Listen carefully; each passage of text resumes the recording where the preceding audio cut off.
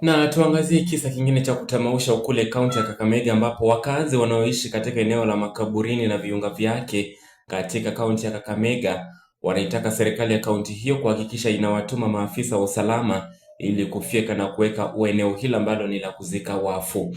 Wakazi hao wanasema eneo hilo limekuwa wazi zaidi ya miaka 25 na sasa eneo hilo litakuwa linatumiwa kuwazika watu kisiri hata majira ya usiku, huku wezi wakifukua miili hiyo na kuiba majeneza na vitu vya dhamani na kuziuza tena kwa wauzaji wa majeneza hayo.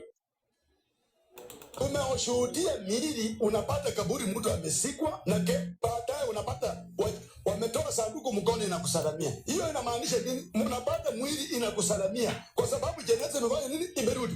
Na wauzaji majeneza, mimi ninawajua vizuri sana. Hii jeneza haiendi kutengeneza kuni.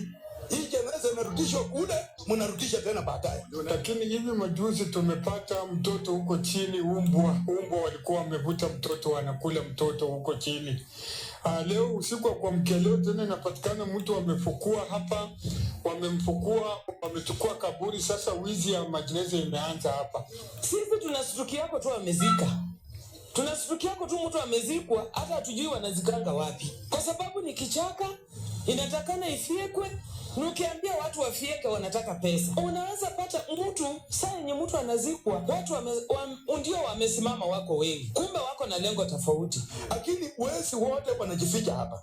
Wakora wanajificha hapa. Umbo mwitu inajificha hapa.